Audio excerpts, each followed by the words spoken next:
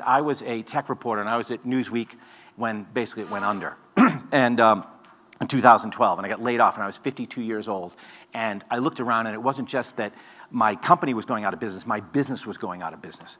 And I always wanted to work at a tech company. I always had this idea of working at a startup. They always seemed to be having so much more fun than we were, you know, the journalists. You know, you'd go visit these guys, and it looked like they're having a blast, right? Because they're all growing, the companies are making money, they're hiring rather than laying off. I had spent the last 10, 20 years in companies where you're always waiting for the next layoff.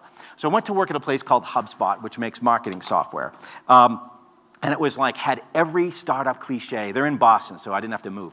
They had every startup cliche you can imagine. So we had the dogs in the office, we had nap rooms, we had beanbag chairs, which at age 52, you should not have conference rooms with beanbag chairs, because you can get into the beanbag chair, but you can't get back out. Like, there's no graceful way to get out of a beanbag chair, you know? So you'd see all these people kind of crawling around on all fours after a meeting, which I thought was very undignified.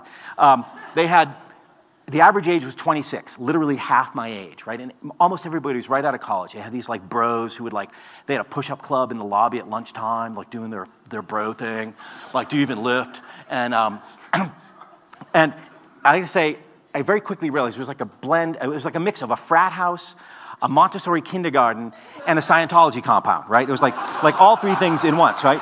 And thank you. So, equal parts of each. They had a culture code. They loved culture. They wanted to talk about culture. We're going to make culture overt and explicit, and we're going to create a company that we love, right? And the culture code basically just defined what does it mean to be HubSpotty? How do you belong to the cult, right? Like, how do you fit in? And they had a couple acronyms, HEART and VORP. VORP was value over replacement player, which is like, comes from baseball, pro baseball. Like, why are we paying you more than what we could pay the average person to do your job, which is a cruel metric. And the other one, in my case, I thought they should have a negative VORP, because they were paying me a pretty good salary, and I did almost nothing, right? So, and HEART was, you had to be humble, effective, adaptable, remarkable, and transparent, right? And at one point, I had to have a review with my boss, who was a guy not in the 40s, say, but two grown men, and we had to sit in this little tiny room, and he had to give me a HEART score, and I got a 2. And I kind of thought, like, how has it happened that two grown men are sitting in a room having a discussion about such obvious, risible bullshit, right? Like to say, you know, like, HEART, what's your HEART score? Like, but it sounded all scientific. Here's your number. We're a data-driven organization. Your HEART is a 2. I'm like, why? It should be a 0, right? I have no HEART, right? They had training when you joined, and they would talk about your superpower. Like, what's your superpower? And they would talk about this literally, and I would burst out laughing. I was a journalist, right? Like, I mean, you know, journalists really don't like this stuff. So, what's your superpower? What is your superpower? And we had 2 weeks of training. We had to learn how to use the product, but it was really indoctrination, right? And they would tell these kids, do you know how lucky you are to be here? Thousands of people wanted the job that you got. But it's harder to get a job here than to get into Harvard, right? Which is totally not true. But anyway, and so they would feed them all this stuff, and then they would be like, okay, what's your superpower? And then we had to go around and tell something about ourselves that no one knew, that made us special and made us a snowflake, you know? And I'm like, I don't really, you know, have anything, you know? And like, one guy was, I play in a heavy metal band on weekends. Like, oh, cool, you know? I was like, well, I'm the only one in this room who's had a colonoscopy, right? And they take a hose. You kids, you won't believe this, but trust me, this is coming for you, right? They take a hose, but they give you pills, so you don't remember it, you know, but you know they did it, right? You know? And they're just looking at me like, dude, what is wrong with you? Like nobody laughs, right? Like nobody laughs, right? That was my superpower. I endured the colonoscopy, right? I'm the only one here who takes Lipitor. I have high cholesterol, so, you know. And then the main way to succeed was just to be enthusiastic. You didn't have to do anything. You just had to be a team player, like a total team player. You had to be GSD, get shit done. And this is a real chalkboard. HubSpot equals cool. Like, somebody at work just stopped on their way to get coffee and just wrote HubSpot equals cool on a chalkboard. Like, I don't know why, right? They had a slogan, 1 + 1 = 3, right? Which you guys all did math. You know that's not true, right? But I mean, so 1 + 1 = 3. And then they would say things like, I like that idea, but I don't think it's 1 + 1 = 3 enough. You know, we're HubSpot. We have to do something a little better. I'm like, what? So, and they had cheers for peers. So constantly people would be cheering for each other, because the way to get attention or to move up in the organization was to show that you gave praise to other people. It took me a long time to figure this out. So we would get these praise-gasms, I call them. They were like emails with, someone would say like, oh my God, I just want to say that Ashley last week totally crushed it when she was running a blog all by herself, right? But it would be to everyone, right? Everyone in the whole department would get this email. And then the protocol was to reply to all. You had to reply to all saying, oh God, girl, you go, you know, like, woohoo, ask me for president. And if you didn't reply to all, like you looked like a curmudgeon, right? And then so your email would fill up with like 100 emails from people all saying the same shit to each other, right? And for a while I would ignore it. Then I thought like I'm looking like a grumpy old guy, so I joined in and would be like, woohoo, and I'd put like 800 exclamation points, you know? And then someone figured out like, dude, you're being a dick, stop that, right? So so I'm thinking like, this place is nuts, right? This place is really crazy. And then one day, the founder there published an article on LinkedIn. He had a new management breakthrough, which is that he really wants to always be solving for the customer. And so he would bring a teddy bear to all of his management meetings, and they would have to talk to the teddy bear as if it were a customer. That was a way to remind you to always solve for the customer, right? So I'm like, okay, this is officially nuts, right? Like I spent all these years writing about Apple from the outside, envisioning it as this cult compound, and now I'm living in a real cult compound, right? This is even crazier than I ever imagined Apple, even as a fiction writer, right? So I sat desk to desk with this guy who was like my boss, who was like 12, and I was like, dude, that thing with the teddy bear, that's crazy, right? And he's like, what? No. And I'm like, look, no one else is around. You can tell me. Like, we know it's nuts, right? And he's like, no, I think it's, you know, it's kind of eccentric, but it's good. I was like, oh my God, right? So like no one will laugh at the teddy bear. That was even worse to me than the teddy bear, was the fact that no one would laugh at it, right? So I called a friend of mine who had left journalism and become a marketing guy, but had done it successfully, unlike me. And I said to him, I told him about the teddy bear, I showed him the article, I was like, is this normal? Like, man, is this what it's like in the corporate world? I didn't know, you know? And he's like, no, dude, this is Jonestown. Like, get out now. Like, run now. Like, you're sort of one step from having to drink Kool-Aid. Like, literally, they're gonna go around, you're gonna do the mass suicide, the white robes, the whole thing, right? So, and this is what, meanwhile, everybody else looked at, this is a real picture. And this is how they were every day. It was like being in La La Land. It was like people, like living in a musical. Everybody was really, really happy, right? And I was not, which makes you miserable. It's crazy making, because you're like, maybe something's wrong with me. Because they are all really, really happy. Maybe the world has changed, and now people bring teddy bears to work, and that's cool, and that's normal, right? But as time went on, I realized, I'm going the wrong way. In fact, it wasn't, people weren't happy. When they did studies and they did surveys, they did relentless happiness surveys. They had very high turnover and very low morale.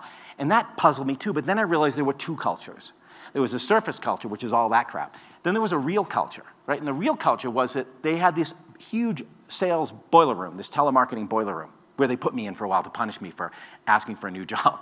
It was like really, really loud. And I had to listen to this guy named Noisy Pete all day long, get on the phone and say the same script over and over. Hey, Bob, how's it going down in Orlando? How's the weather down there? Yeah, great. Hey, what's your marketing plan for this year? And they click, hang up. Start again, right? Smile and dial all day. So these kids would get paid very little money, stuck in a room, given a really hard number to hit that they couldn't hit. They would get burned out, and then they'd get churned out. And in the rest of the company, it was the same way, only it was even less rational, because you could get fired for no reason at all. In this, they'd have a little group of people, and one would be made the boss, and she would just fire all the people she didn't like, right? Because they had these untrained managers, these undertrained managers. Nobody got any training at all. So it was just like Lord of the Flies, right? You just take a bunch of kids and put them in a room and let them be crazy with each other, right? One of my favorite stories was, when they fired you, they called it graduation. This is great. This is the great thing. And we get these cheery emails saying, hey, everybody, just want you to know that Derek has graduated. We can't wait to see where he's going with his next big superpower rock star adventure. It's like, dude, you fired that guy, right? And you'd look over and be like, wait a minute, Derek's gone? Like, and then you look and his desk is empty. Everything's, there's like Spinal Tap drummers. Just poof, they go up in a pile of snow, right? Like people, and it would happen all the time. People would get fired all the time. It was like living in Argentina in the 1970s. Just boom, they just disappear, right? So, and then I realized they don't even think this is a problem. They think this is great. The high turnover thing was actually like, they would say, you know, they would explain it by saying, well, you know, we're rock stars, and we can only play with other rock stars. So, you know, if you weren't a rock star, you got graduated, right? And this wasn't even unique to them. It came from Netflix. This is from the Culture Code, but this came from Netflix. We're a team, not a family, right? This idea that, you know, we need to have A players in every position, but it's telemarketing, right? It's customer support. It's not, you know, anyway, it's more like, it's just a way to use a vendetta on people, right?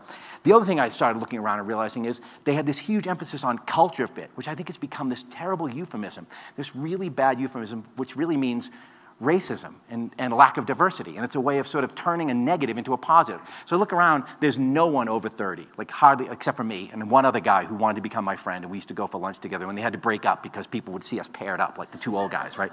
We had to have a man break up. So, but there were no people of color, like no black people. The first time we had a whole company meeting, I looked, it was 700 people in a room, and it's like all just white kids in their 20s, and like not even a very diverse group of white people. Like Klan rallies have a wider swath of the Caucasian population than we had. We had like one kind of white person. It looked like the kids you see on Cape Cod in the summer. Like Cape Cod just barfed up the whole population, launched them into Cambridge, and they all landed in one building, right?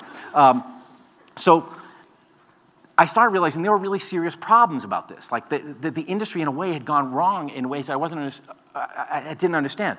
Reid Hoffman at LinkedIn actually brags about this. So don't think of your job as a career. You're not coming here to work for a long time. You're not going to do what Linus Torvalds does and write an OS for 25 years. No, you're going to work here for a year and a half, and then we're going to graduate you, and you're going to go do something else, right?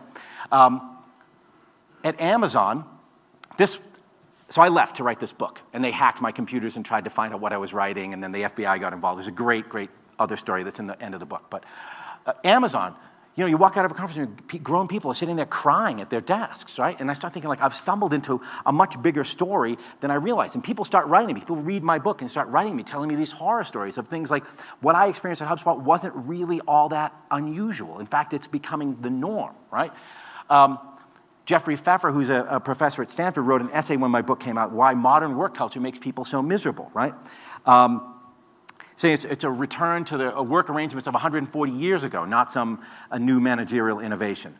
It's worth, if you're in the gig economy, God forbid you lose your job and now you have to become an Uber driver because they won't even pay you as an employee, right? They may force you to be a contractor. And VCs won't invest in your company if it's a gig economy company if you want to make your employees actual employees, right?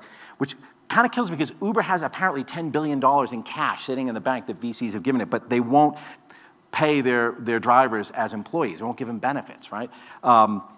When the drivers sued, Uber spent $100 million to settle the suit to make it go away, which tells you how badly they don't want to make people employees, right? Amazon has people living in tents in Scotland because they can't afford to live near where they work, and Jeff Bezos charges them £10 a day, 10 pounds a day to ride a bus. Jeff Bezos is worth $70 billion, but he makes his employees pay 10 pounds a day to ride a bus to work, so instead they sleep in tents, right? So what's happened is we've created this class of people called the precariat, right, who either get in a job but then bounce every 18 months or can't get a job at all, right? Antidepressant usage is up 400%, suicide rates highest in 30 years, right? So we're making work fun, like on the surface at HubSpot. It was fun, right? We're giving people this, right? But it's making people miserable, right? Which is this weird kind of conundrum, right? And I think the reason is we're taking away all these basic things: save for retirement, work-life balance, a fair share of the equity. When HubSpot went public, they had a big party. A handful of people made hundreds of millions of dollars, and we all went to a party, and they gave each of us a little bottle of that Freshnet sparkling wine, you know, the fake champagne. And then they had a girl checking off a checklist so that you didn't take two. Like you couldn't sneak back in and get your second bottle of fake champagne. Anyway, so then I asked myself, why has Silicon Valley changed? And I'm going to try to get through this quickly because I know I'm running out of time. VC, I think, is the problem, right? From 1995 to 2015, the venture capital industry, twice the number of funds, twice the number of firms, 4 times the number of active investors, and 4 times as much capital under management. If you go back prior to 95, I haven't been able to do this analysis yet, I think it's way, way more dramatic, right? But this is basically the beginning of the dot-com explosion, right? Netscape's IPO. VC, cumulative capital, $66 billion to $627 billion in 2015. Total VC investments, $8 billion to $60 billion. So you just have a huge amount of money rushing into this space, right, in search of a return.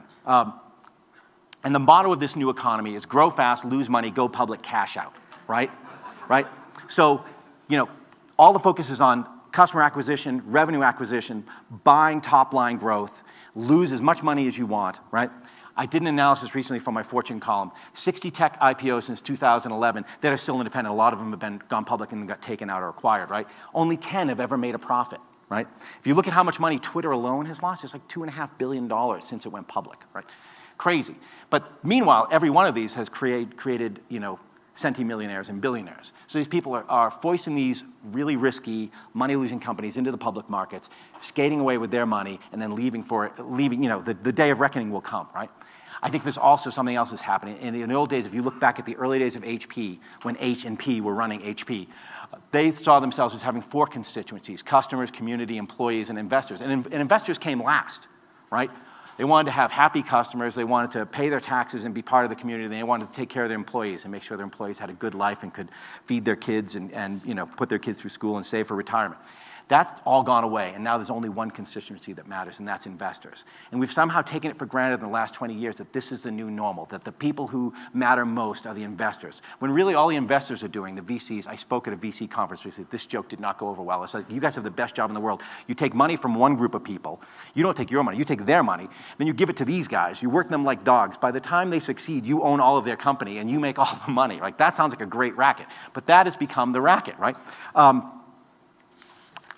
The other side effects of this are bro culture, income inequality, and worse, right? So bro culture, this was not HubSpot, but it looked like HubSpot. The CEO of HubSpot was like the world's oldest teenager. He was 47 years old, still loved to hang out with the kids and wear his like big funny hat on the Cinco de Mayo party. But you have bros who invest in bros who hire other bros, and they call it culture fit, right? They have this frat house culture. They have go for a beer as a basis of hiring. Like, I like to hire someone that I want to have a beer with after work, which is the stupidest reason to hire anyone ever, right? Like, thank you.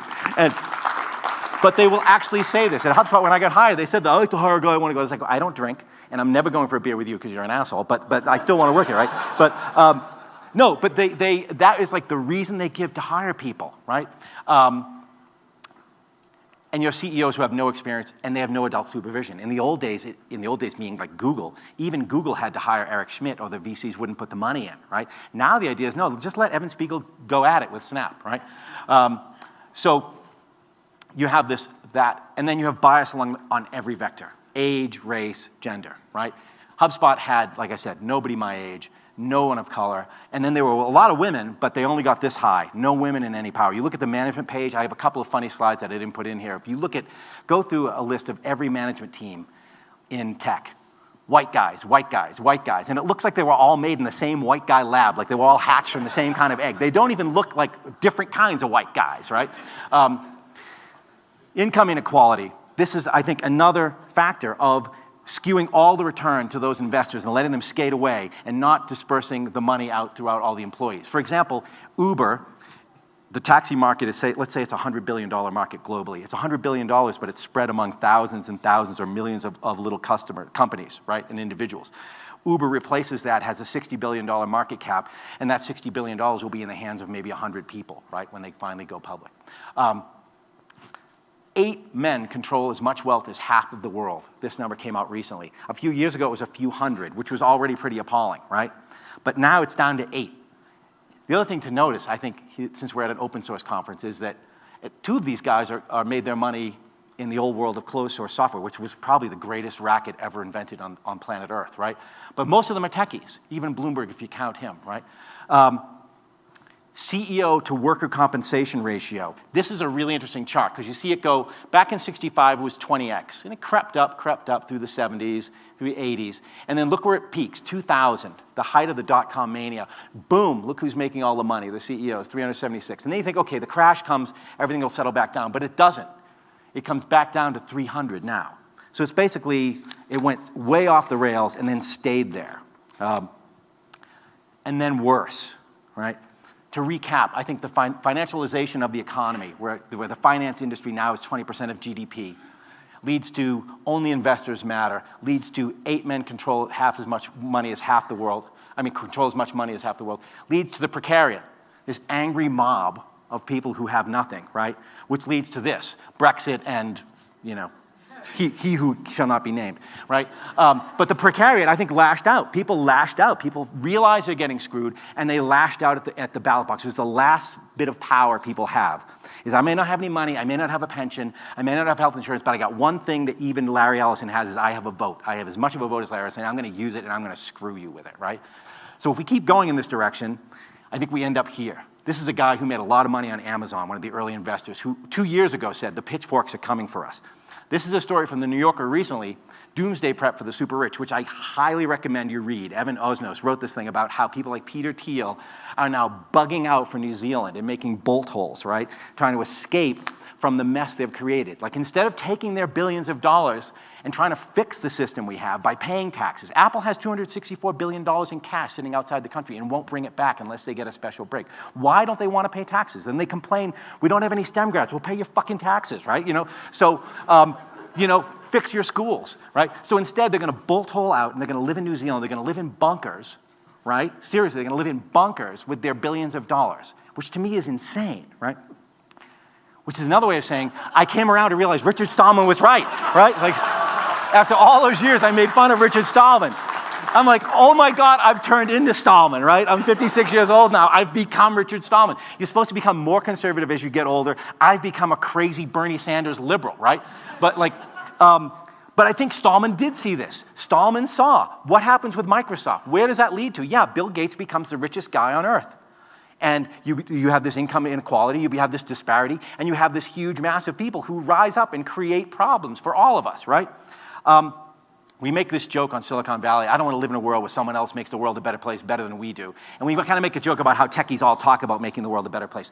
My one last message to you is I actually think techies can make the world a better place, but it's not by making Snapchat, right? I think it's by creating a company that hires 10 people, right? And pays them really, really well, and so that they can have a good life and a good career and have a family and have kids and save for retirement.